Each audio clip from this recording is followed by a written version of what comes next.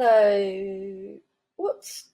I got blurry. Woo. I know it's Monday morning, which means I have quiet tonight. I'm still trying to work out this camera. I know, excuse sake. My excuse is, and look at the stains on my shirt. I spilt my coffee. Okay, don't cry over spilt coffee. My background, you can see the rubbish bag behind me. I'm doing great today. Like, doing really great today. Not. It's like 9:24 in the morning, and I've got some music work to do. I've got to do a recording. This is a E-flat tenor horn.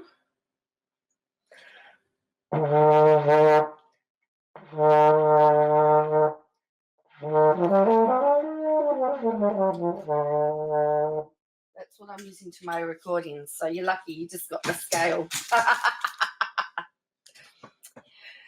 So I thought what I'd do is, for our time together, we would watch the other Katie Joy video that was not done yesterday.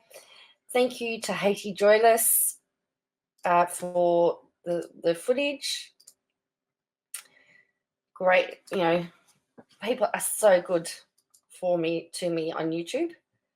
They're very helpful because they mean that somebody always gets it.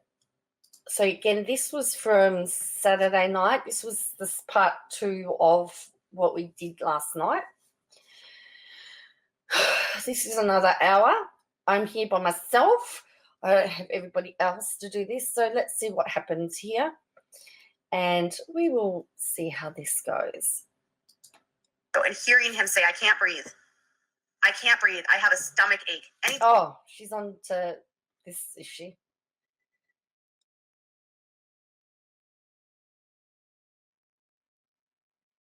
Some people have 90+ minute lives without getting out. Why is that? Well, I thought I had a seizure. You're back, says somebody. Didn't release his force. The police officers, like his police chief, these people are testifying that there was no reason for him to be sitting on top of him after George was completely compliant. He wasn't fighting. He knew what he was doing. He was watching. He was staring at videos. He was being arrogant. He didn't give a shit. He had complete and utter disregard for George. He did not listen to George's pleas that said, I can't breathe. My stomach hurts. I'm having a hard time breathing. And he allowed George to die because he murdered him. People that will still defend that police officer are sick. Derek Chauvin is evil. He had been involved in so many altercations with excessive force. So many. They pulled his records. There were so many. He was involved in other murders. He was involved in other police shootings. How anyone can justify what Derek Chauvin did is like reprehensible. Like, they tried to put on a medical examiner to say, oh, he died of drugs. Like, do you know how many autopsies George had? He had multiple autopsies because they did one. Now, I don't know any of this background. I only know the facts of what's happened. And I really don't feel that I'm in a place to make any statements about this other than to say that what happened was wrong and that it's before the courts, and we have to let the courts do their thing. So someone says it's very rare for cop goes against cop, let alone a police chief taking a stand for the prosecution. That's right. I think we know that what happened was outrageous. So at the end of the day, the court's got to do their justice. I can't. Me ranting and raving about it is not going to solve the problem. It is currently before the courts. Closing arguments are happening, and we've just got to pray that justice is done. That's all we can do. because a rant or rave doesn't do anything but upset people and get people annoyed. Autopsy. Then they did another autopsy. He had like 3 total autopsies. Not one of them said that drugs was the contributing factor. The drugs didn't even play a role in his death. It was asphyxiation because of you being in the prone position. Like, he was walking and standing and totally fine. Lots of people walk around with health conditions, but not everyone is on the ground with somebody squeezing their neck. Do you know how many people are walking around with a heart condition with blocked arteries that don't just die? Derek Chauvin applied pressure to his neck. Now, she just stated that he had 3 autopsies. I have just done a Google search.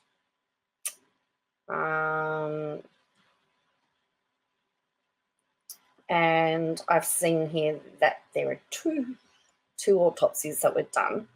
I haven't seen anything about a third one yet. They also gave different reasons as well. And in fact, I've got the autopsy here. Let me just pull this up. I'm just going to pull this up, have a look at it, because, you know, I'm about looking for the actual facts. I'm not here to you know, I'm not here to say that somebody's right or somebody's wrong, but I don't like hate being spewed, and I don't like, you know, people firing up other people. I don't like it. I just don't think it's fair. So just send in the autopsy to myself, the report, and then we can have a look. And I think it's really important. Like, this is an autopsy report. So let's have a look. Now, I'm sure that there'll be somebody that will turn out and say that it's fake, whatever. But, you know, I've got no reason. And this isn't to prove anybody right or wrong. This is just to have a look, because I want to know what's happening myself. Oops, that's the wrong window. Hang out, share screen. I think I'd have this down packed by now, wouldn't you? Nope, I don't. This one. All right. So I don't know whether this is autopsy number 1 or autopsy number 2, but this says report 46-year-old man who became unresponsive while being restrained by law enforcement officers. He received emergency care in the Hennepin Healthcare Emergency Department. He could not be resuscitated. Blunt force injuries. Cutaneous blunt force injuries on the forearm, face, and upper lip. Muscle-keel injuries of the lip. Cutaneous blunt force injuries of the shoulder, hand, elbow, and legs. Patterned contusions in some areas, abraded of the wrists, consistent with restraints. Natural diseases, arteries, heart disease, multifocal severe, hypertensive heart disease. Clinical history of hypertension, left pelvic trauma, incidental, non-life-threatening injuries identified. Viral testing, nasal swab positive for something, hemoglobin, toxicology, and fentanyl, non-fentanyl, methamphetamine. He was cocaine positive and caffeine positive. Blood negative for ethanol, methanol. Urine drug screen positive for cannabinoids, amphetamines, and fentanyl. The finding of vesicled appearing cells in many of the autopsy tissues sections prompted by hemoglobin S. This quantitative result is indicative of sickle cell trait, red cells in individuals with sickle cell trait, known as sickle in post-mortem artifact. The deceased's ante-mortem peripheral blood smear was reviewed by an expert HHC hematopathologist at the medical examiner's request. This review found no evidence of ante-mortem fecal.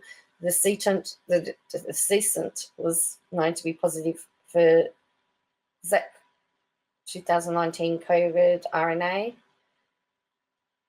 Can persist for weeks after the onset of resolution. I think I read somewhere that he was positive for COVID, wasn't it? So they've taken his finger, so they did positive by fingerprints. The bag isn't sealed. It was 6 foot long.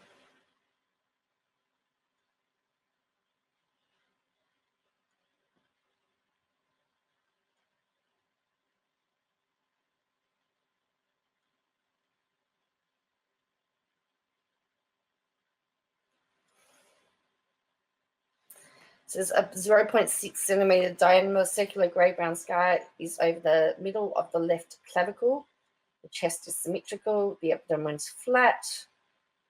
So they've gone through and going through all of this.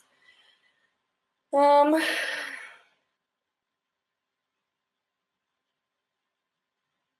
took about a scar over the right hip. Very detailed, isn't it? Tattoos, his tattoos.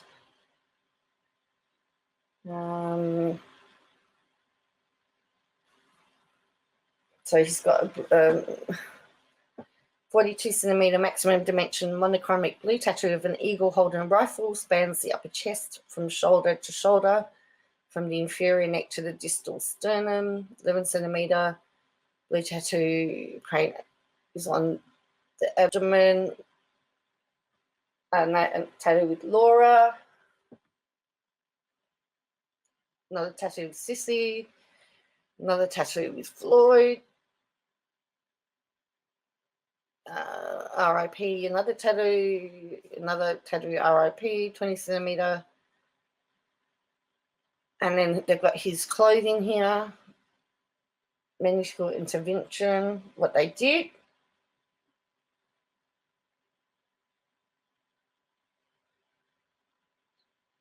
So it's very detailed. So this is what they've got from the medical report. Incision to the right chest, needle puncture, catheter, hospital tag, a 4 centimeter, so evidence of injury, 4 centimeter dimension abraded red, blue, purple contusion, lateral corner of left brow, pinpoint and red abrasion just left of midline of the forehead, 6.5 centimeter maximum dimension red black abrasion left cheek, another abrasion to the left of the mouth. So that's all the abrasions. So it's on the face, neck and shoulders. And again, I would take a lot more of what KJ says if she actually shows what she's talking about. So this is a medical report. This is the autopsy from the 3rd of June. So 8 centimeter contusion. So this is all the stuff from the shoulders and extremities, wrists and hands.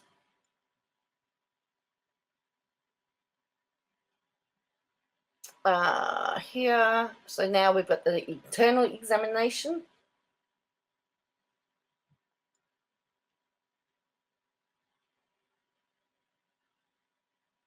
The neck.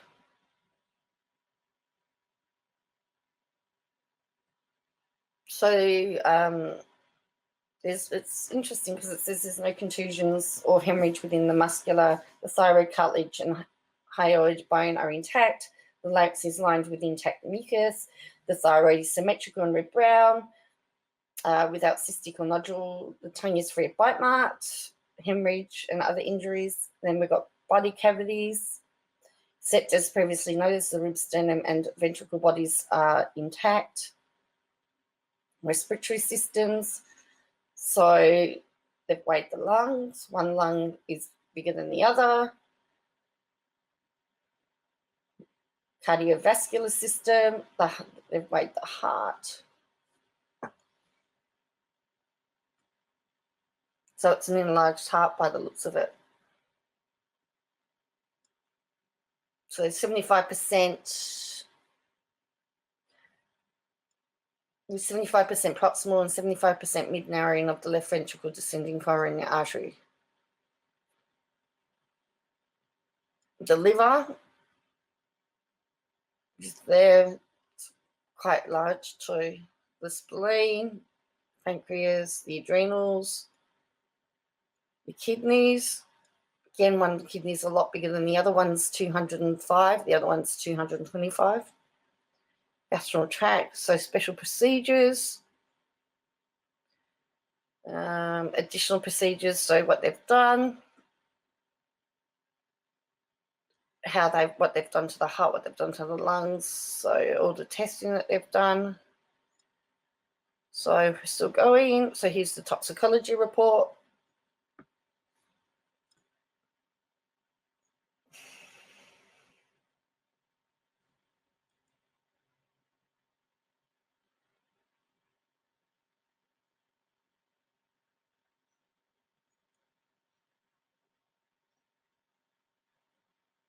And it even talks about here what it is. It's a bit, ANPP is a precursor chemical used in the production of fentanyl. There's also fentanyl metabolite, may be used in the production of other related as fentanyl, butanol, amphetamine, and amphetamines are a class of central nervous system stimulant drugs with some therapeutic uses and high potential for abuse. The results derive from presumptive tests, which may be subject. Caffeine, cannabis, codeine of nicotine. We've got delta 9, just psychoactive in marijuana hash. This one again, fentanyl. It's reported the patients lost. It is reported that patients lost consciousness at mean plasma levels of fentanyl 34 when infused with 75 over a 15-minute period. Peak plasma levels averaged 15 milligrams. So again, it's very detailed. Methamphetamines talks about what it is. Morphine. The person who's done all the reports.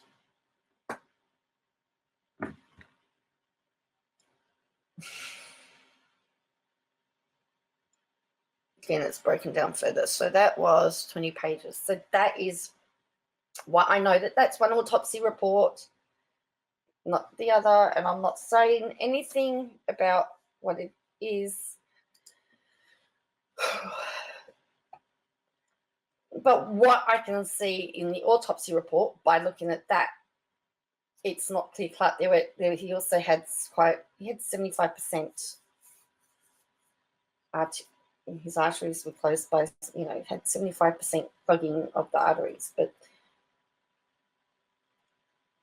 I can see why it's a little bit more complicated than straightforward in my mind. And I know some of you have got medical backgrounds, and so you would be able to interpret that better than what I can. I have no idea how to interpret that properly. I've just lost my page. I've just lost it. Oh, where is it? There we go. So I don't think, please don't get me wrong. What happened to George Floyd by the policeman is unforgivable, and he's now on trial. But I remember hearing that there were some other underlying medical issues that he had as well, and that's what the autopsy has shown. So, I just don't like how the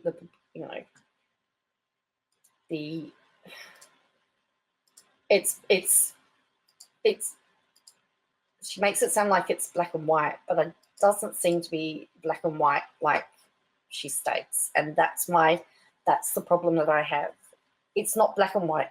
That's why there is a court case. That's why there is a jury. That's why they have to see all the evidence. And that's why they've got multiple medical examiner reports. But from the articles that I've read, they essentially basically said the same thing.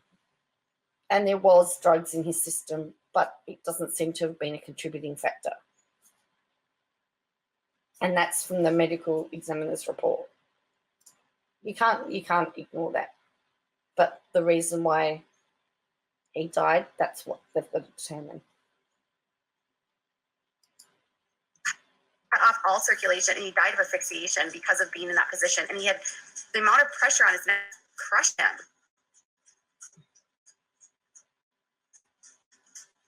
And it was not exhaust fumes. He didn't die of carbon monoxide poisoning. There wasn't carbon monoxide poisoning going on. Right, exactly. Even if he was high, it doesn't justify a knee on the neck for 9 minutes. George didn't run from the officer. And you know what, cat lady? You're getting blocked too. Oh. We just block everybody. We just block everybody that doesn't agree.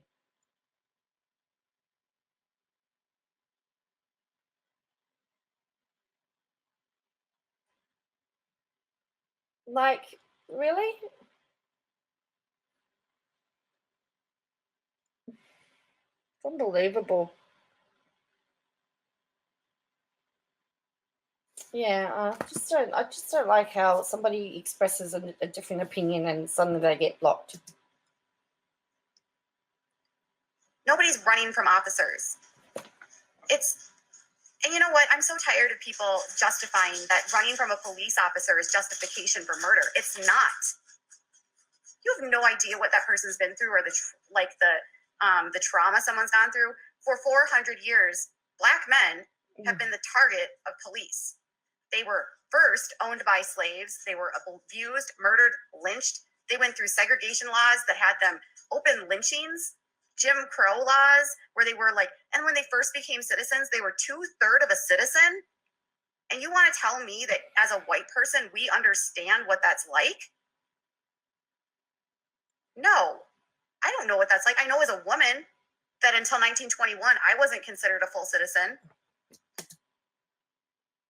You haven't been around since 1921.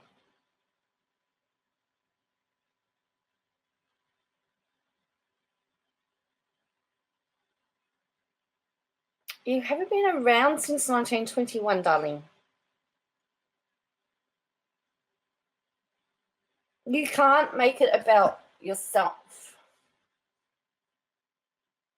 Someone said, she said, run into that. No, she said if he hadn't run into that officer, she wasn't saying or accusing him of running.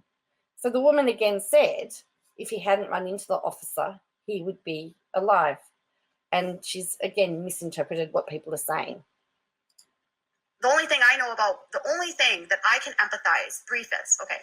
The only thing that I can empathize, and it's not even remotely the same,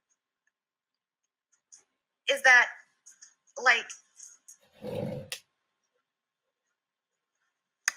okay, you guys, I'm sorry if I blocked that wrong person. Can we move on? Cat lady was agreeing with you. She was saying if he had not run into the officer, he would still be alive. She agrees.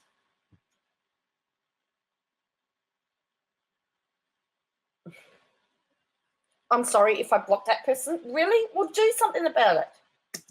Okay, you guys have made your comments known. I will never understand that. The only thing I do understand is that not only do cops have a racism problem, they also have a massive sexism problem.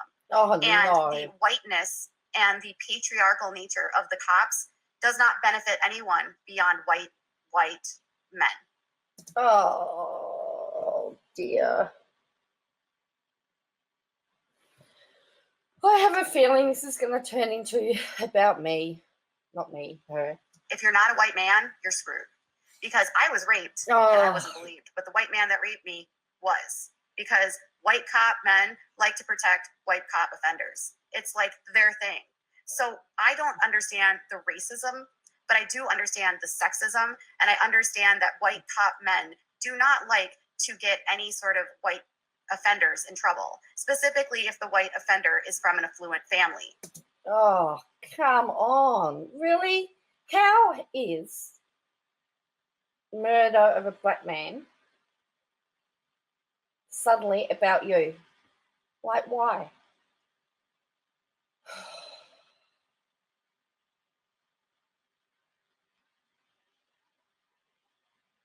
And really, you're not saying that there aren't any female police officers in the police force? Like, what are you talking about? There's a reason why rape cases are so underreported. It's not because females are in the cop force and they're doing the investigations. It's because white men who want to justify rape and not put it on trial because it's the woman's fault that she got drunk. It's not like the policing. There are so many problems that are not just racial. There's also massive sexism. You know, so can a woman that's white, not black, be angry at the cops? Hell yeah. I was like completely let down by the cops. I do not have privilege in terms of being a rape victim. If you're a woman that's raped, you have zero privilege with the cops.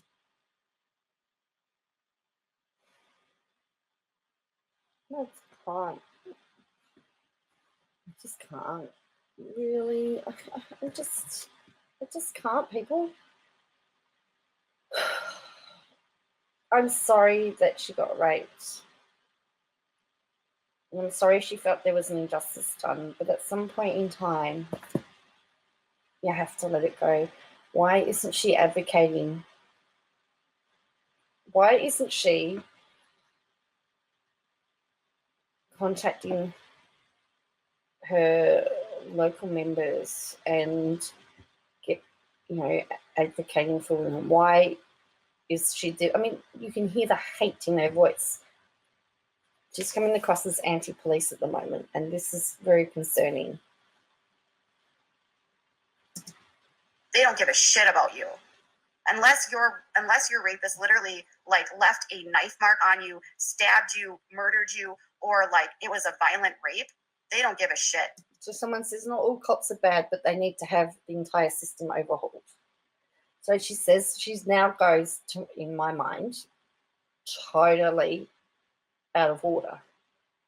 And they will like do whatever they can to discredit your ass. Like I was accused of being a liar. My entire sexual history became their defense. And this is what happens to millions of victims of rape every single day at the hands of police. So yeah, I think a lot. They have to investigate it because there are also lots of victims or lots of people that make up claims as well. They have to investigate it. They have to look into things. If they didn't, they wouldn't be doing their job.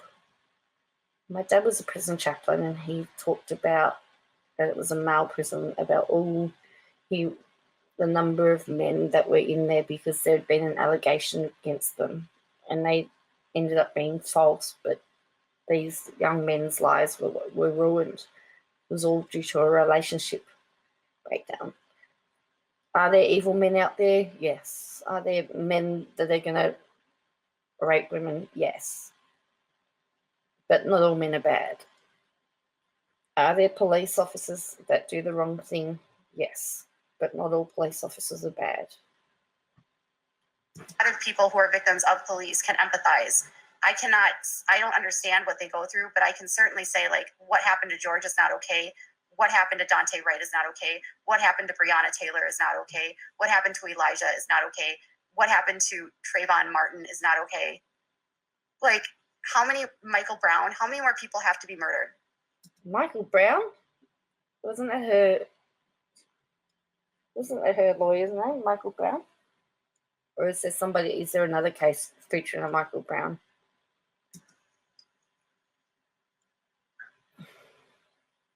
The police are so corrupt. I'm scared of the police because I don't feel like the police will help me as a white woman who was a victim of rape.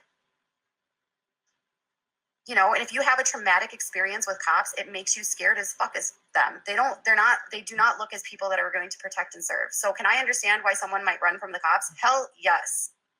If you have been in a position where the cops are constantly looking at you as you're the guilty party, even if you have not done any. Well, doesn't she keep going on about how the cops have been to her place on merit many times and how nice they were? How can she then turn around and say that they're all bad?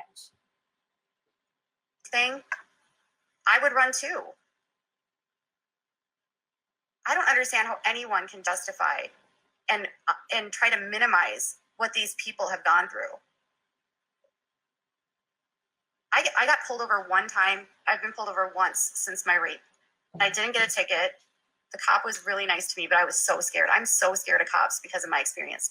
I was like diagnosed with post-traumatic stress syndrome after my interrogation. Exactly. Why do cops feel like they have a right to shoot at anyone? So does that mean they haven't been to her house?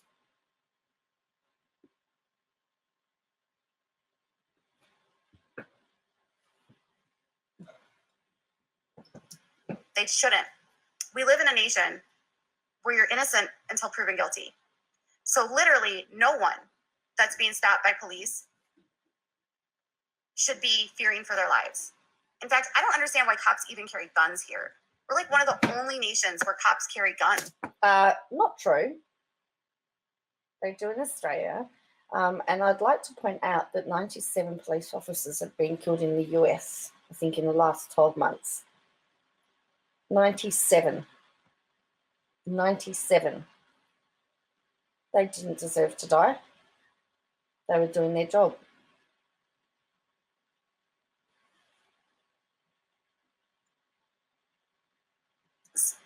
We give cops an unwavering right to shoot and kill people who aren't convicted of crimes.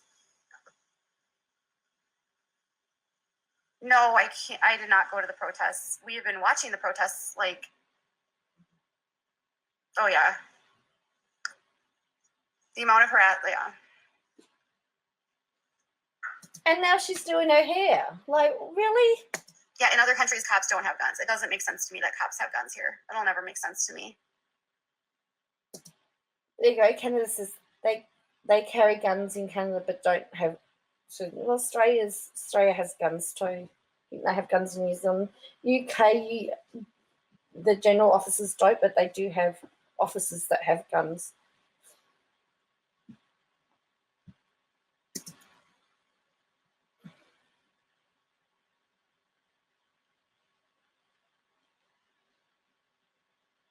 Yeah. Well, they not only that do they act like they can enforce the law. All of the unions protect their asses. They are there to enforce the law, protect and serve. Like, hello, they're there to enforce the law.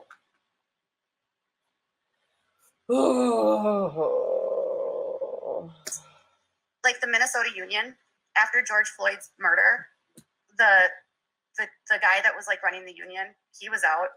They completely dismantled the Minneapolis Police Department, and like they're trying to defund the police here, which they should, because my God, is the Minneapolis police force so racist. And Minneapolis is not an undiverse city. Like if you've been to Minneapolis, you would know that Minneapolis has a humongous like immigrant population from like Somalia. We also have a huge immigrant population from well, it's the Hmong, but I don't know what. Okay, so according to SBS in Australia,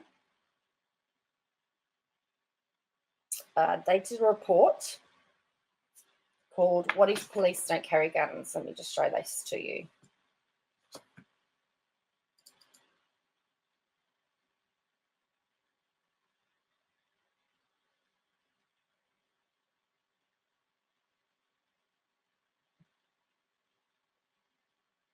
What if police didn't carry guns? Okay, this is from SBS.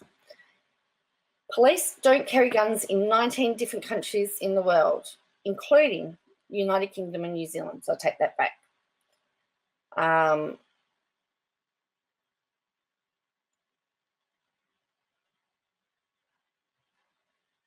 So 19 countries. So how many countries are there in the world?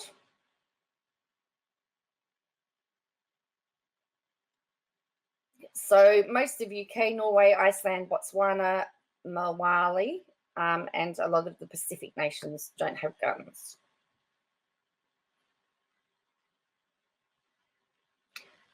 So there's 19 countries where there aren't guns, but there's a lot of there's probably more countries that still have them. Let's have a look. They've quoted another article here. In 19 countries around the world. Let's see what one they've done. Statsia. So they've gone to Statsia.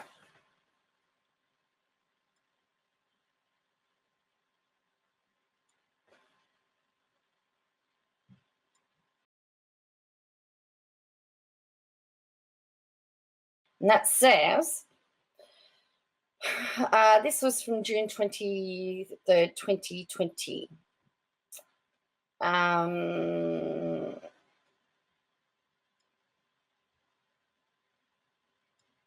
right. So where are the unarmed? So there's 197 nations, and 18 of the 197 nations do not routinely arm police. So here's a picture. So again, facts are wrong. Botswana, Cook Islands, Fiji, Iceland, Ireland, Kiribati, Malawi, Marshall Islands, Nauru, New Zealand, Norway, Samoa, Solomon Islands, Tonga, Tavila, UK, exclusion Northern Ireland, and Vanuatu. And that was from 2020. It says routinely armed police. They do have armed police, but not routinely armed police. So you can go to stats, statista.com and have a look. So again, she says the majority of countries don't carry guns. That's incorrect. Guns is still carried by police in the majority of countries. Again, misinformation is dangerous. Actual country they're from. We have a huge Hmong population that have immigrated here that came, and we have a huge Tibetan people that have come from. We take in a lot of refugees. So the fact that we are a city that's a safe haven that takes in people that are typically people of color, you would think our police force would be a little bit more understanding. We have the Somali population in the United States. And you know what? The Somalian people here are so peaceful. They're fleeing. They were fleeing civil war in Somalia. So Minnesota is a safe haven for immigrants. We have more Somalian people here than any other part of the United States. We have a huge Hmong population. We have taken in refugees from Tibet and the neighboring countries around Tibet during all this unrest with China. And yet our police force is horrifically racist. The police officer shot and killed Philando Castile in cold fucking blood, and he got acquitted.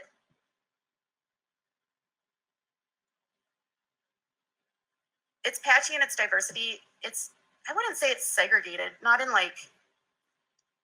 Minneapolis. It's not like people don't interact. If you're in the outskirts, there's just not as much diversity. So it's not segregated. It's just that you don't have diversity out there.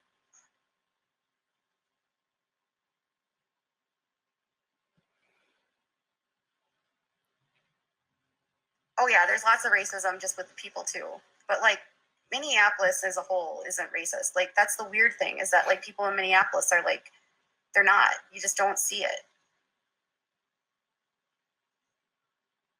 99% of the people here want Derek Chauvin to be freaking convicted.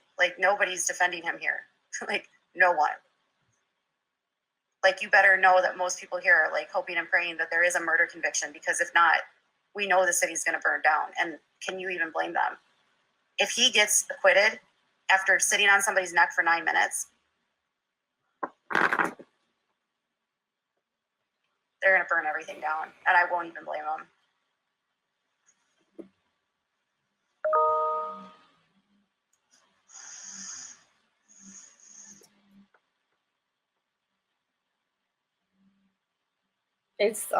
Is she watching the trial so she knows what's going on?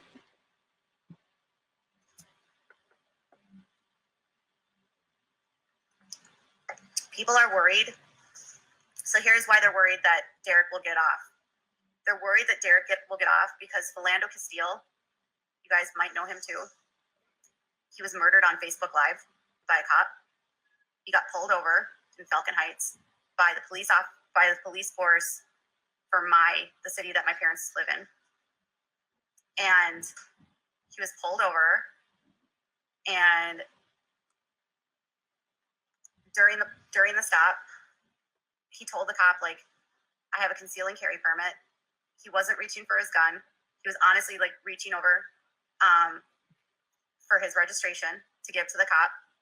And the cop fucking shot him in cold blood with his girlfriend next to him and his kid in the back of the seat. Philando had no criminal history. He worked in a school. He was loved. He was like considered a gentle, kind human. Loved in the school district that he worked in. Adored, revered.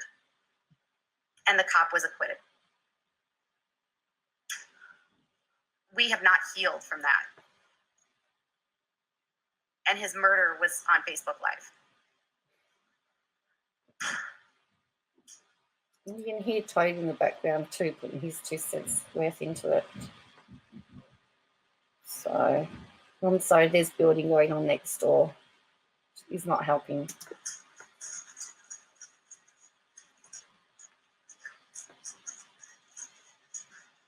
So when the murder happened, they got pulled over, right?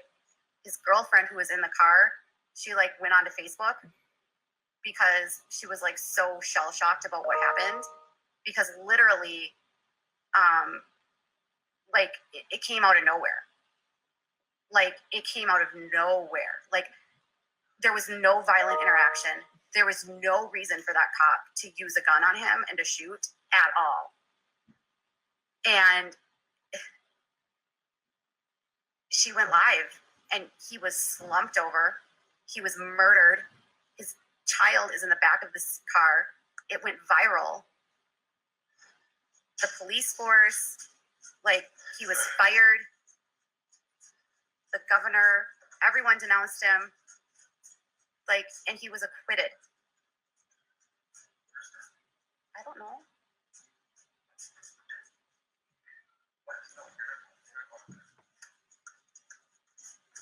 Didn't the cop show him 5 times? I don't know what you're talking about. Shoot him? It was like multiple times. But Philando wasn't like, he didn't have his gun. There was like no gun. All he did was, he did the lawful thing when he was pulled over and lawfully told the cop, I have a conceal and carry permit, just to let them know that there was a firearm. Not that he was intending to use it. He did the lawful thing.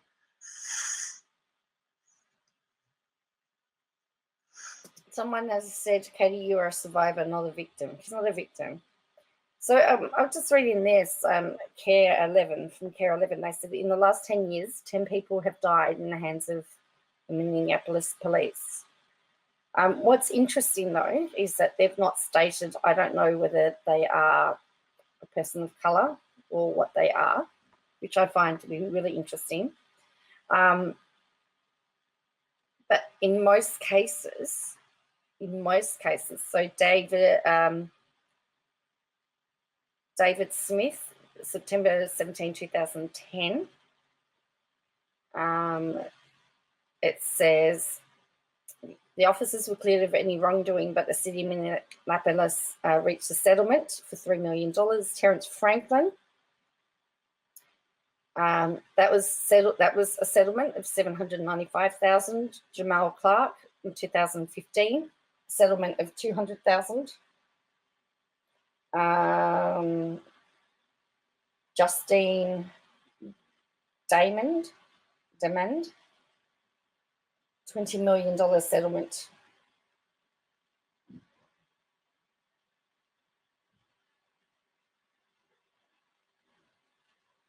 That's right. She was an Australian. Wasn't Justine Demand an Australian?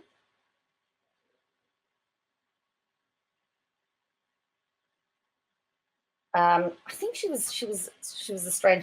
That was $20 million. And he was sentenced to 12 years. Thurman Levins, that was cleared. Travis Jordan in 2018.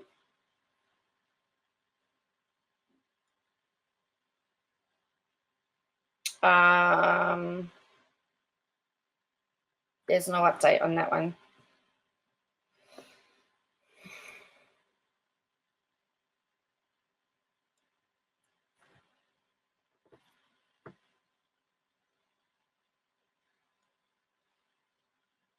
And yeah, so all the 4 officers in the George Floyd had been terminated. So anyway, that's just very interesting. But you know, if she's going to go, and she hasn't talked about that one. Yeah, she's an Australian. She was a 40-year-old. She was a 40-year-old Australian American, and she was shot by a Somali American. So this is reported. This is from The Guardian. It says former police officer Mohammed Noor breaks silence about Justine Demand shooting. So he said he told the court about his trainings for possible ambushes, saying he learnt and that reacting too late means you die. He was talking about So what I'm saying, it looks like there's issues in the training.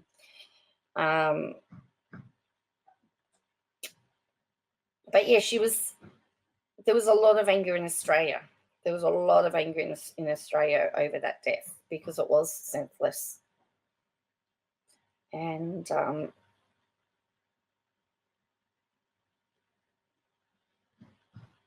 but yeah. So anyway, if that was another senseless shooting. And as I said, he got 14 years. But she's only focusing on a small segment. She's not talking about other ones, particularly where it was a Somali man that shot a white woman. Just saying, if you're going to talk about senseless shootings, you got to talk about them all. And he was murdered. He didn't have a criminal history. That murder, and that acquittal destroyed us. So you better believe that only a couple years later, when George Floyd was murdered, people were reeling because Philando's death was not, there was no justice. Philando did the right thing. I don't remember why he was pulled over. It wasn't speeding or anything. He didn't have a warrant. He wasn't a criminal. He honestly was a good guy. He had a kid. He had a girlfriend who loved him, who watched him get murdered. He had a job where he was well respected, worked in the school district. Everybody loved him at the school district. You would not hear anyone say a damn negative word about Philando. Philando was someone said tail light. It was racial profiling, I'm sure, because the cops in the neighborhood. She's sure.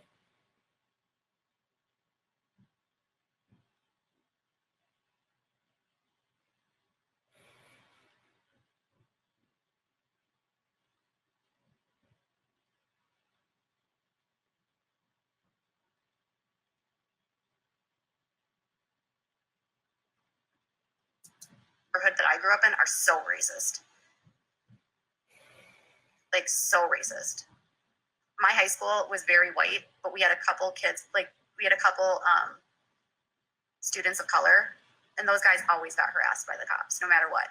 Like, the cops in my town were so racist. So was I surprised that one of the cops in my town murdered someone? No. It was just sad because, like,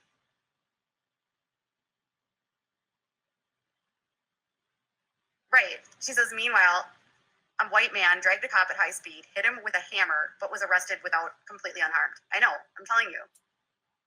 It's safer for a white man to mass murder people, because you know he's not going to get killed by cops, than it is for a black man to drive with a broken taillight. Okay, so someone says there are some really great police officers out there.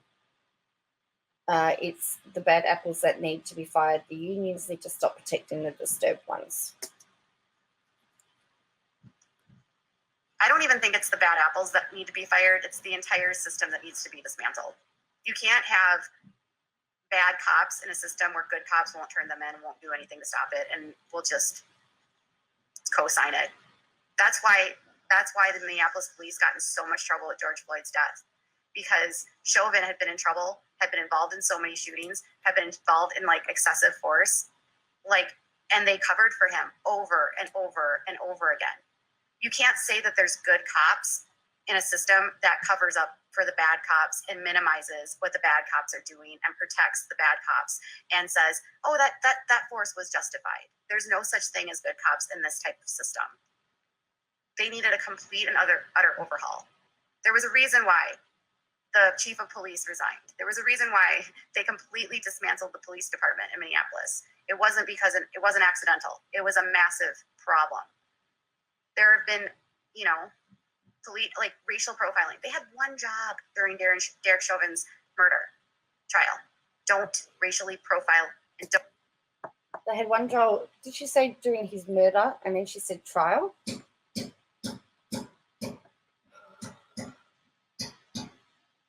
Don't pull over black people that are driving in their cars and racially profile them, and then don't kill any of them. They had one job, and they couldn't even do that during the most tense time in Minneapolis when Derek Chauvin is literally on trial for murder. She just murders him.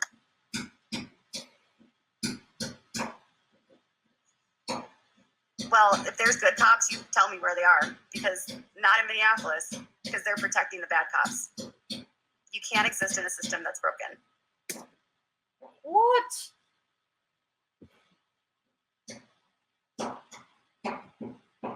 You need good people in the system to help change the system. You just can't dismantle a system and then put a totally new system in. You can have good people existing and doing the right thing. And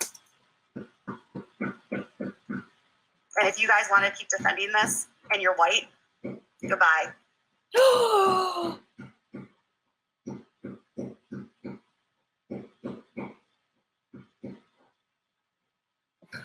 It's always the white people that defend the cops. Have you ever noticed that? It's always the white people that are like, but all the cops are great. Well, then, if you've got one right beside you in bed, he needs to turn on the bad cops. So again, someone else says, my ex was a cop and was the kindest man I've ever seen. Yeah. I don't think there's good cops, but the cops here are drunk on power. I don't think you can compare cops in England to the cops in the United States, so it's not even you can't. This is the other thing I'm noticing in my comments. People from Europe trying to comment on the policing here and act like they understand racial profiling when they don't. There's no way a cop of 26 years mixed up her taser. No. Not to mention, do you know why she was charged? She was charged because she fucking lied. She would have had to use her left hand to pull out her taser by the way it was positioned in her belt. There was no way that she would have been able to pull out her taser with her right hand. The gun was in her right hand, proving that she pulled out the gun with her right hand. She would have had to have the taser in her left hand. She would have had to use her taser to pull it out with her left hand. So they knew that she wasn't being truthful. That was like their smoking gun.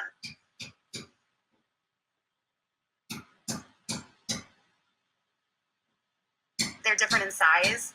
They're different in shape. They're different in weight. She knew it was in her gun. It was in her dominant hand. That was in the criminal complaint. The smoking gun was that she had it in her dominant hand, and the only way she would have been able to get her taser out was with her left hand. Yeah, the tasers are yellow. And she had it in her hand, and she knew it was in her hand. She knew that was her gun. I'll keep making massive generalizations about the police. So someone says, yes, Matt, don't make massive generalizations with the police. So according to USA Today, I'm just like, really going at work today. There have been, since 2001, there have been 16 incidences in the United States of police weapons confusion between conducted energy weapons such as taser and a firearm. 4 people, including Dante Wright in Brooklyn Center, Minnesota, were killed. And guess, so in 2001 in Sacramento is the first one. I'm going to see there's one Minnesota. There's only 2 from Minnesota, by the way. There was a fatal one in Tulsa, Oklahoma, one in California.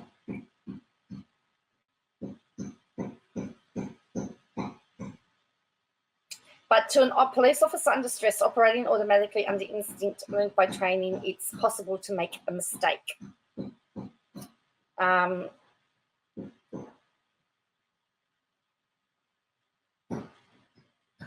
We can't forget there's a family on the other end of these errors that are grieving the loss of the son.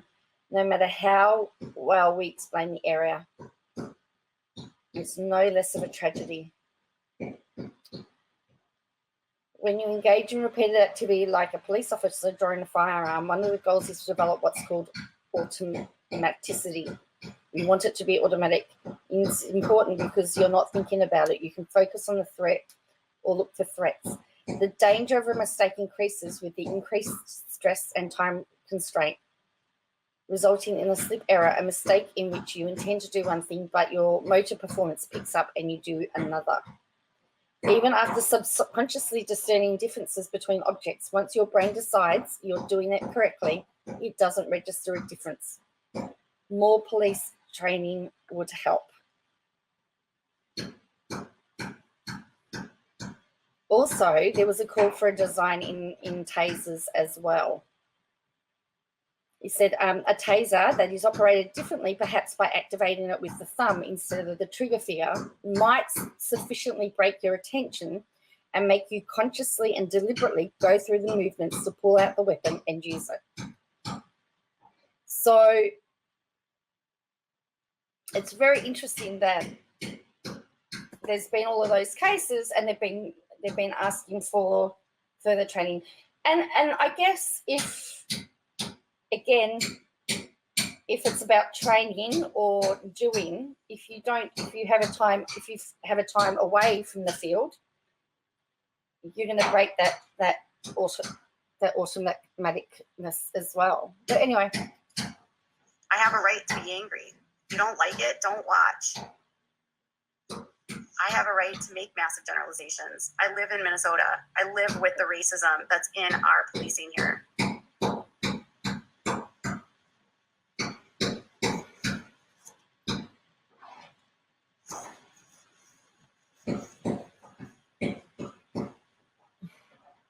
Well, don't sit on Instagram and like spout off hatred.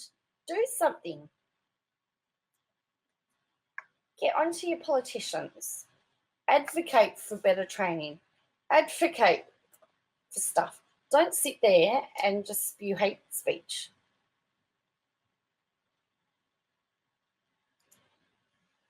Correct.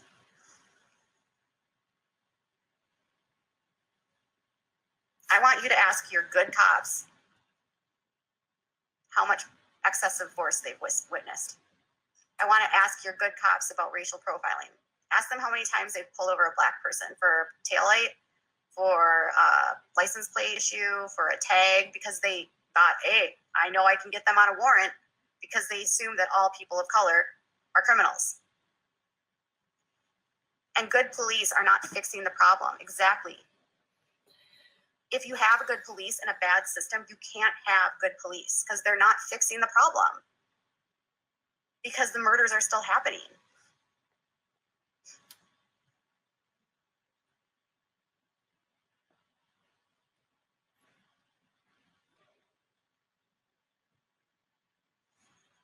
No, I'm not on chemo. Oh my gosh.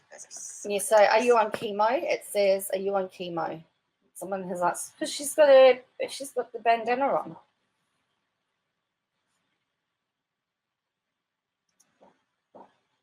I'm not saying cops aren't good human beings. I'm saying the system is broken. In a broken system, you cannot have any good cops because the good cops are in the broken system and the system is bad.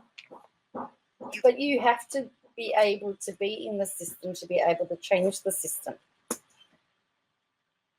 You can sit on the side of the peanut gallery as much as you like and complain about everything, or you can get yourself in the system. Why do you think people go into politics? Why do you think people go in because people go into politics because they want to change the system? They'd soon find that it's harder to change the system than what they thought. Are all politicians bad? No. You gotta be part of it to be able to change it. You can have good people in a broken system, but the hierarchy, the structure, the power, the unions, our union is a damn mess, and they protect the bad cops, they defend the bad cops, they justify the bad cops never get in trouble. How would you even know if you have a good cop? Because the good cop was never in trouble, has never had a problem? Or how is it just because it's your cop that you think it's a good cop?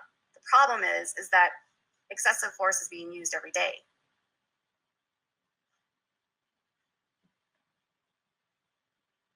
I'm not minimizing lives saved.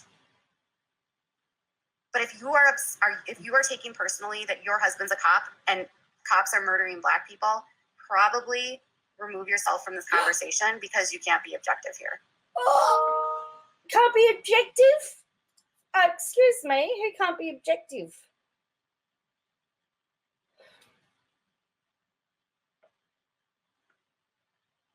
Because they're sticking up for cops? You don't like it?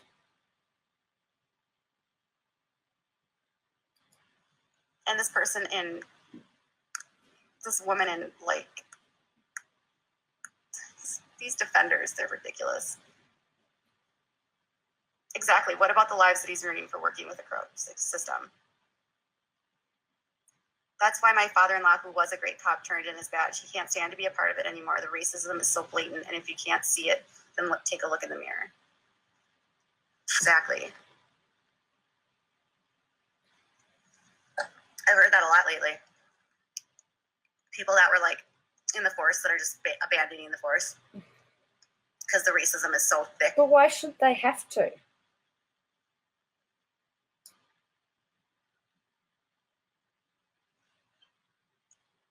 I'll tell you what the police are like here. They get escalated very quickly. They're arrogant.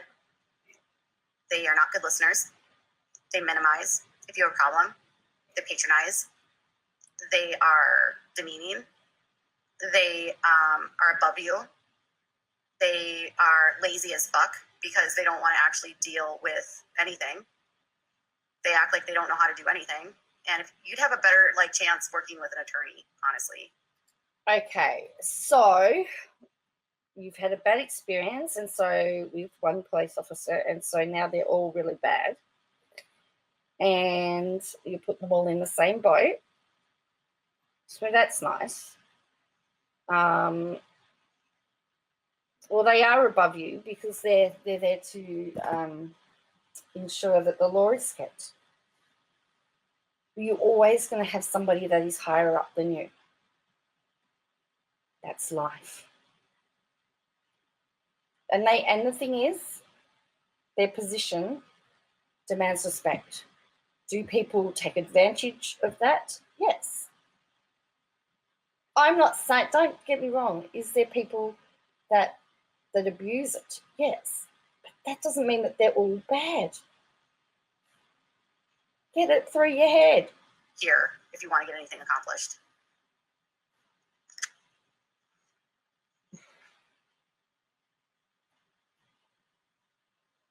Exactly, Hanny. It's safer to be a white man that murders like 20,000 people than it is to be a black man driving a car. I don't even care. I'm just not going to be like complicit in this anymore. I'm not going to have a kid grow up in the United States of America where his friends just driving a car could get murdered. But you said he doesn't have any friends because he's home all the time. So I'm not going to sit complicitly because it's unpopular. Do you know why systemic complicitly must be the new word of the day. racism exists? Because white people don't want to call it out because it's uncomfortable. Because white people don't want to deal with the backlash of other white people being mad at them for calling out racism.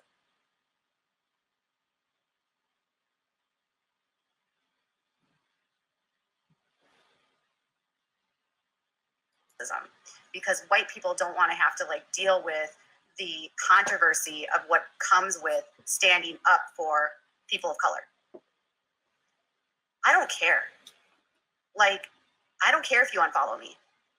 I don't care if you can't follow me because I'm tired of this bullshit. Because at the end of the day, I care about humans. I care about people not dying. I don't care about your white fragility and your white privilege getting offended that other people dare to call out your fucking white privilege. If you are so insecure in your damn white privilege, get the fuck out of here. Take a look in the mirror and realize that your ass can drive in a car and you don't have to worry about getting murdered. Not all cops are bad, just like not all people are bad, no matter what race or ethnicity. All people should be treated as just that, not divided on the colour or job. Please watch your mouth. That person is going to get banned.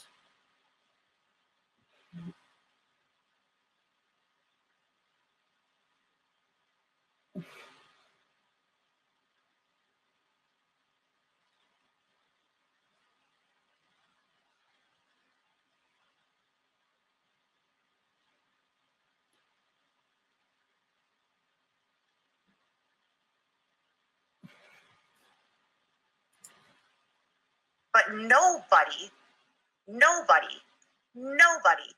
that's a white person will ever be able to even 1/10 of a minute understand what people of color go through every single day. And then have them speak, and then white people say, well, you were an addict. It's your fault that you didn't comply. Because guess what? When the white person doesn't comply, they aren't murdered. Want to make a bet? Jasmine Damon.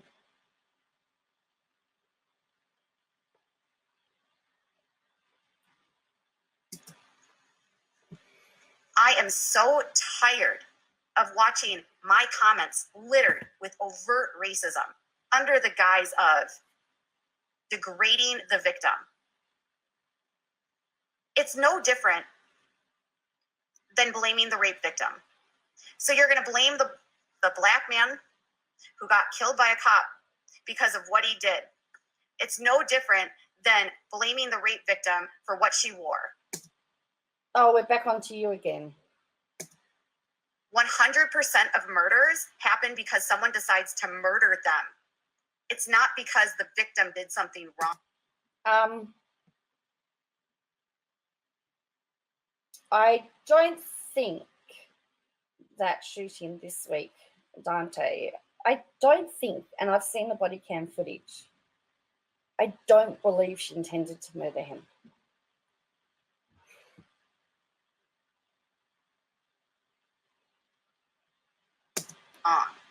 We try to contextual, we try to, like, in a way, justify it because we want to understand from ourselves that if we didn't do that, that wouldn't happen to us. So we will try all day long to explain away why it happened, because then we can say, well, I don't do those things. How about you stop blaming the fucking victims? How about you stop putting their lives on blast and you start putting these fucking cops' lives on blast who are choosing to fucking kill people? Like, I see cops pulling over black guys around here all the time for nothing. Nothing. It's so irritating.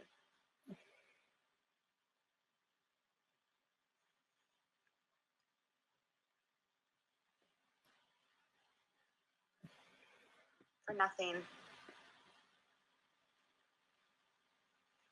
I'll drop as many F-bombs as I want to drop. If you're, like, upset with my cursing. But you don't curse. This is why we need this on YouTube.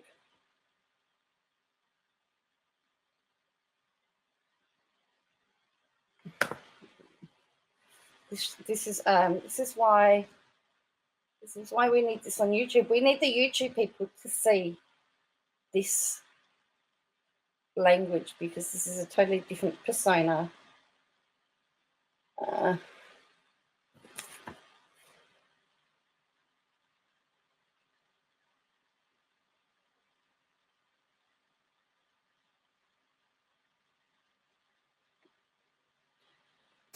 I'm upset with people fucking dying. I'm upset with my friends worrying about their kids who become adults. I'm upset about my nephew and my nieces who are black that have to worry about this. Hang on. She's got black nieces and nephews? Since when?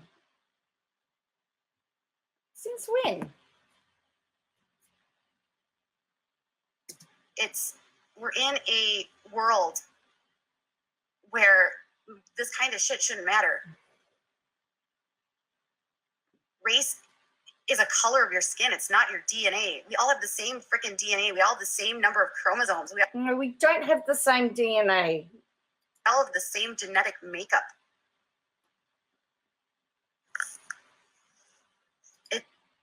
How do you think they can do DNA profiling to find criminals if we all have the same DNA?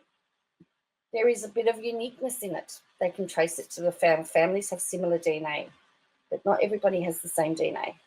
This is basic knowledge. I'm sad for my friends that have children. Like, some of my best friends who have children that are black. Like, they shouldn't have to live in that kind of fear.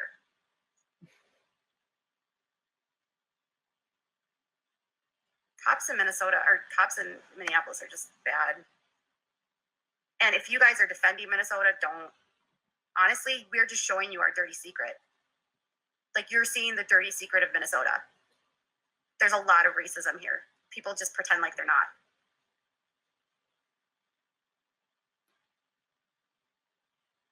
Nobody's separating. How are we separating by standing up for black people? We're not separating by standing up for black people. We're actually trying to unite things because we already are separated. There's no race wars happening. What are you? What are you doing? You are dividing people at the moment. Like QAnon? My God. What are you talking about? The deep state?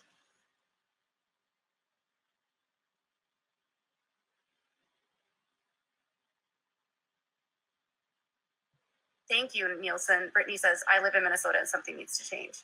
It does.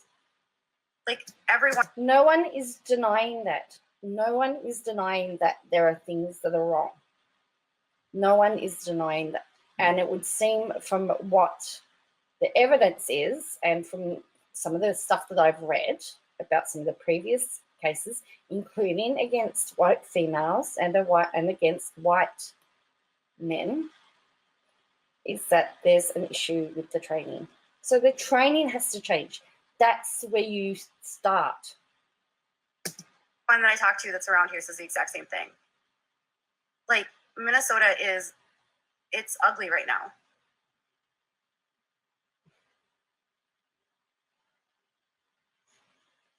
It got so bad here though once Trump was elected.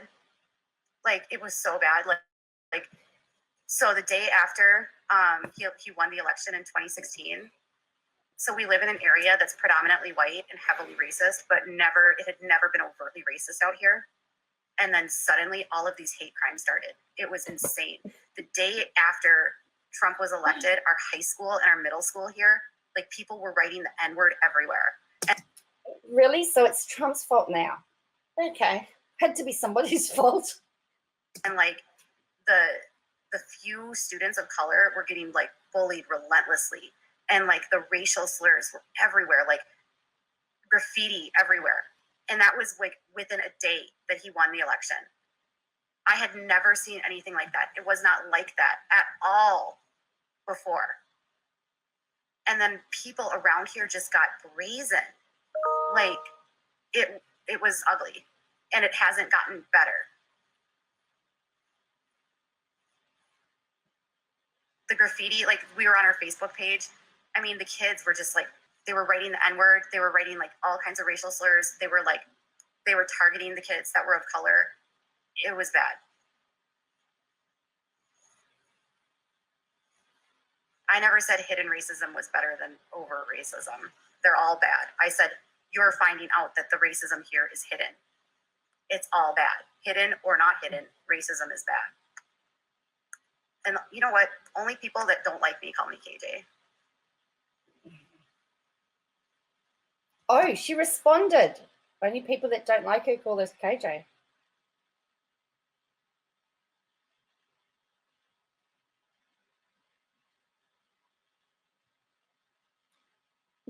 Only people that don't like her call her KJ. Okay. It's just bad. I thought you weren't going to respond, actually. I'm just tired of it. I'm exhausted of it. And I don't care. Like, unfollow me. I don't want racists following me. I don't want people justifying murder following me. I don't want people justifying child abuse following me.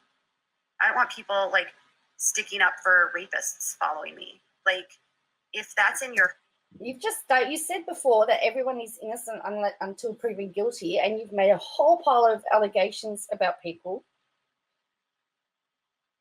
And you've said that this person was murdered, this person was murdered, this person was murdered before their trial has done. They're innocent until proven guilty, Katie, by your own words. Even rapists, even child abusers, even people involved in shooting. Isn't that what you proclaim when every time you talk about the police coming or the CPS coming? We're innocent, there's no proof. So it's okay for you, but it's not okay when it's everybody else.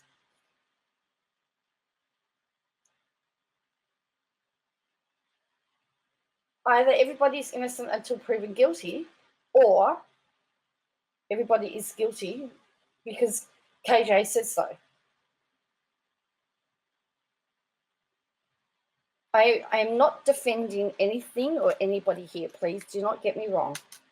What I am stating is that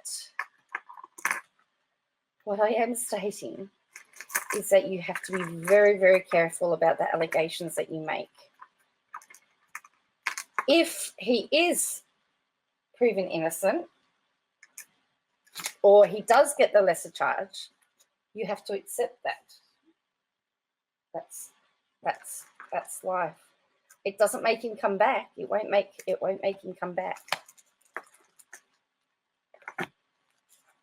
No way does it make him come back. But there'll be some punishment, and that's the law. The law is about justice.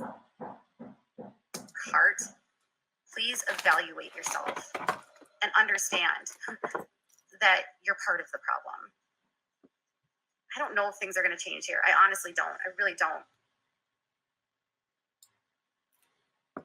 I want them to follow you. I mean, yeah, if they can be here and they can be like respectful. I just don't like the fact that they like, I will remove hate speech on my page. But the people are sharing trying to give you a different point of view, and you're not listening. You won't have hate speech on your page. What have you just been doing for the last 57 or 41 minutes? You've been spewing hate against the police. Really? That's not hate speech? Right. Even if it doesn't violate Instagram, I remove comments that are racist. I remove comments that are apologetic to child abuse or apologetic. Like if someone says, I whipped my kid, I delete that. If someone says, he deserved. If somebody says they whip their kids, why wouldn't you report it to the authorities, actually? So someone says, so all cops and white people are bad. I delete that. If someone calls them trash, I delete it. Like, I will delete those kinds of messages. I don't want that kind of engagement on my Instagram. I don't want people fighting about that stuff.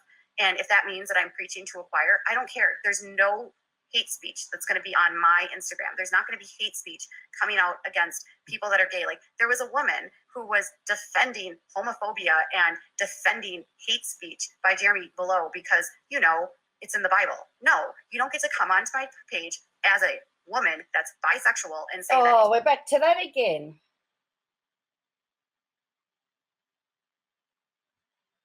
We have our little, whenever we get onto our rant, we go, we talk about, we get onto, in fact, we're a woman, bisexual, this, that. It's like, to be honest with you, I don't care. I don't care what you are. All I want you to do is to be nice. And if someone wants to disagree with you, then let them. They're entitled to their opinion. You don't have to agree with it. Like, I don't agree with what you're saying in a lot of cases.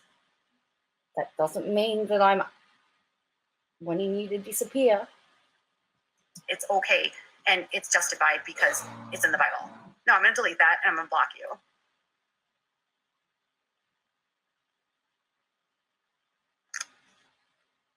Just confused by all the recent posts and comments. Everyone that sits up for police gets blasted. Essentially, yes. Polly, you're about to disappear too.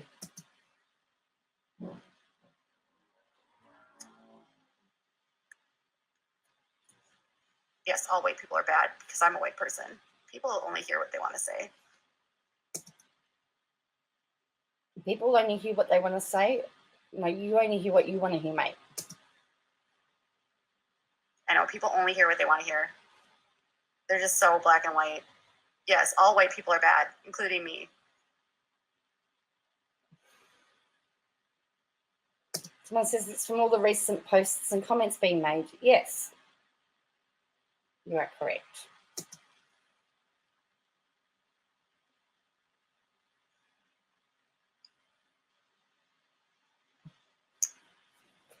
Holly, Bye-bye. have some fun and spend some time. Read.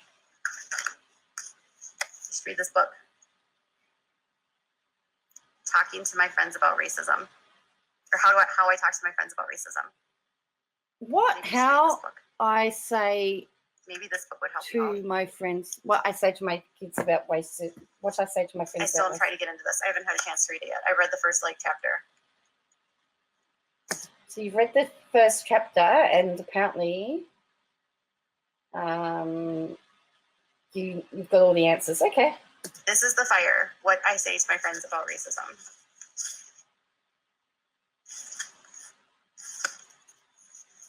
I love Don Lemon too. I hate that this is backwards when I post this. Does that look like backwards to you?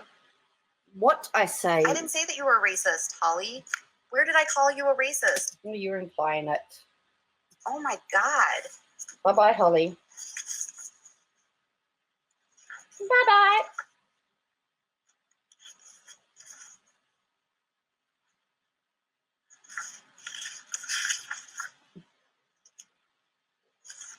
A comfortable 2-hour drive from Midtown headquarters of CNN, not far from Sag Harbor home I share with my fiance Tom. A trunicated boardwalk path cuts through the dune grass and gives way to tawny sand on the beach at Sag Harbor Bay. A stone marker at the trailhead honors the founder of this extraordinary enclave, an African-American neighborhood on prime beachfront real estate. In grateful recognition of... So someone says, my grandfather was a cop, nicest man I've ever met. For being a former cop, he gets harassed all the time. I just want people to know that there are cops out there that are nice and good, honest people.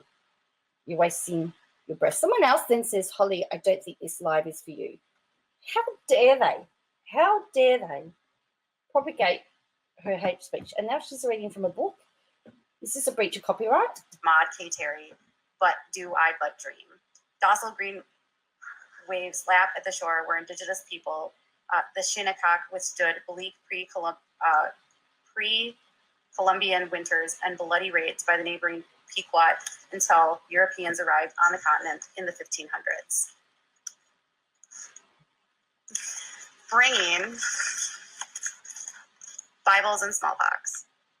The Shinnecock had no immunity to the virus, of course, and little energy left over the resist of the Holy Spirit. 2/3 of their population. Someone says, your comments are harassing Holly. She has a right to her own opinion, as does Holly. Holly has the right to her own opinion. Population was wiped out within a few weeks. Able-bodied survivors went to work on I'm sorry, I don't have my glasses on right now.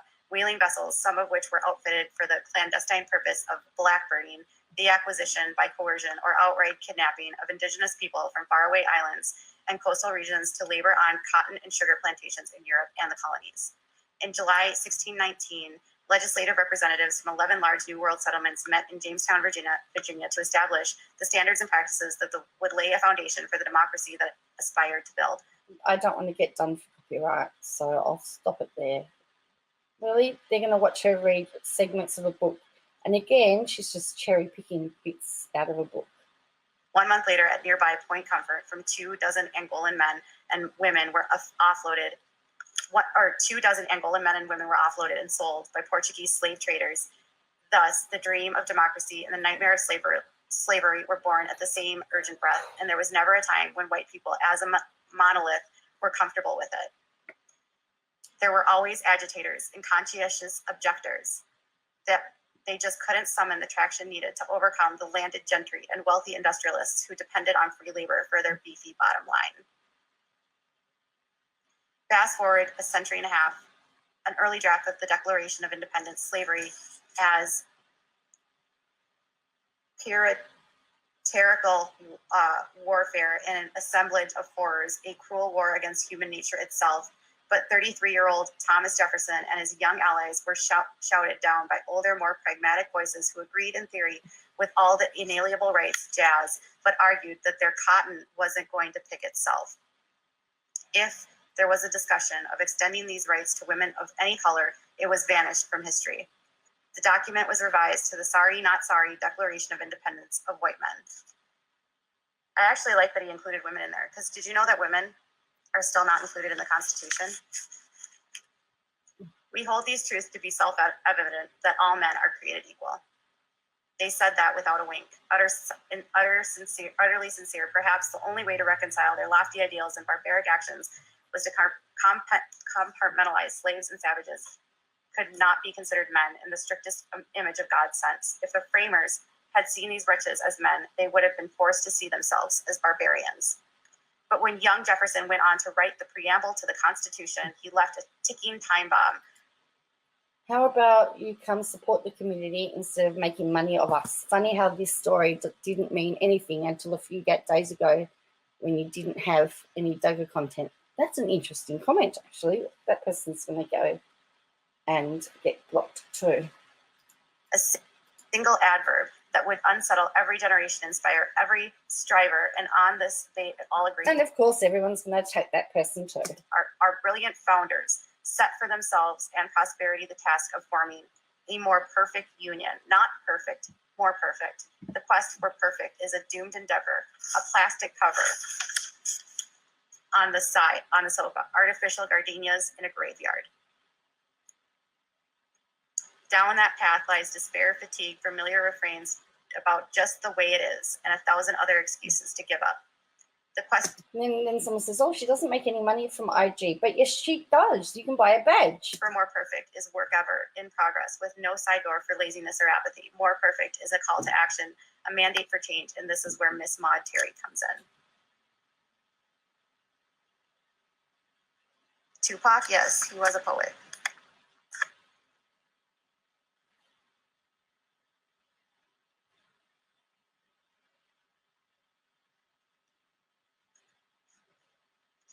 All right, fast forward again. Again, she's read the comment. She's ignoring it. Oh, I'm so thirsty. You guys, do you think he had a ghostwriter? I don't think he did. I really want to believe that Don wrote this. This is like, he's a good writer so far. I'm only like 3 pages in. She's. I thought you said you read the first chapter. It's the first chapter, only 3 pages.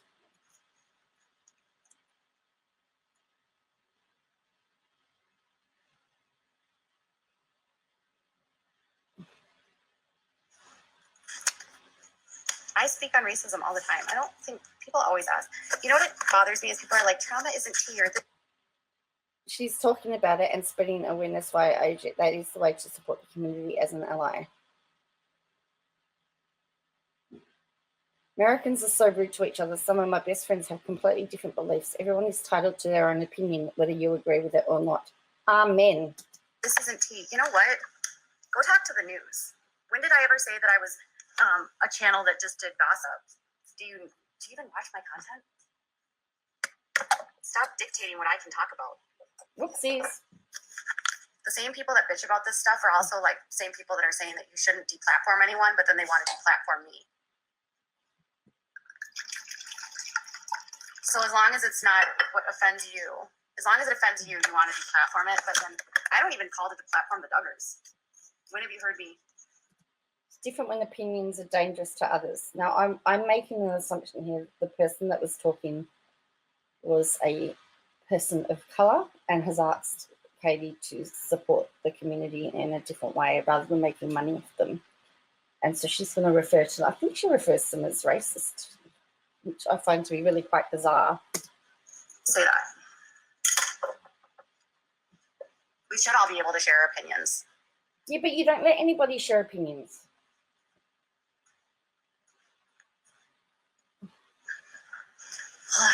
I got some wine. We'll keep going.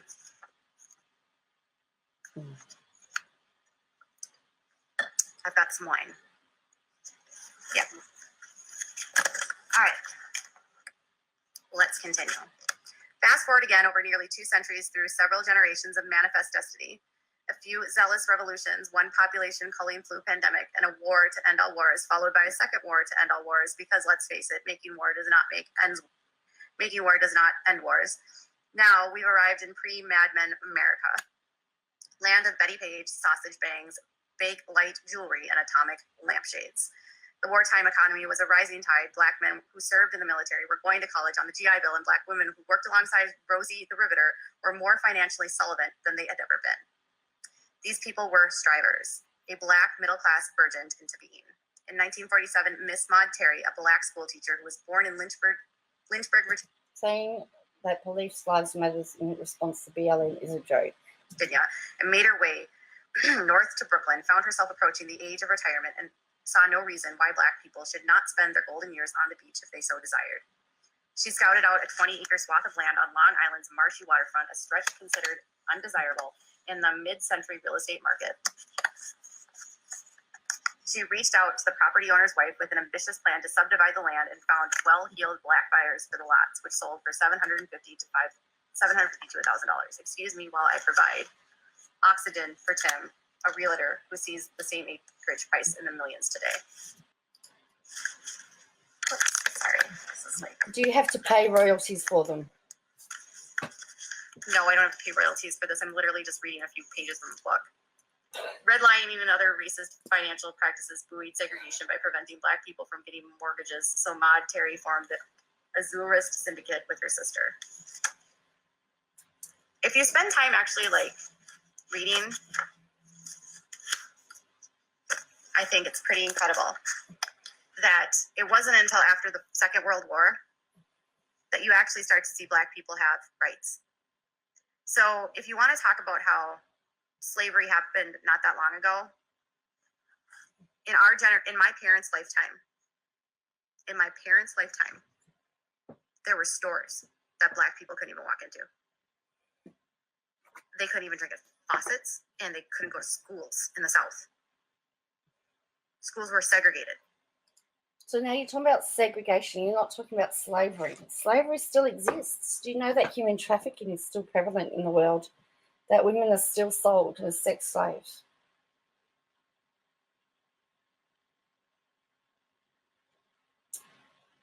There's still slaves. There's still slavery. Get on that soapbox about the human trafficking of women. In my parents' lifetime. We are not. Someone says, you're right, Katie, people don't know their history. Well, there is spelled T-H-E-I-R, not T-H-E-R-E, but anyway, that's just a little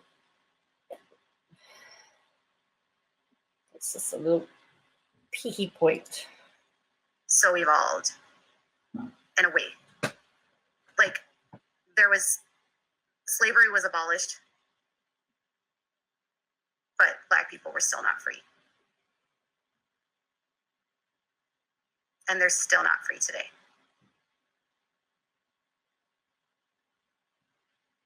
They couldn't use the same bathroom, couldn't sit at the same counters.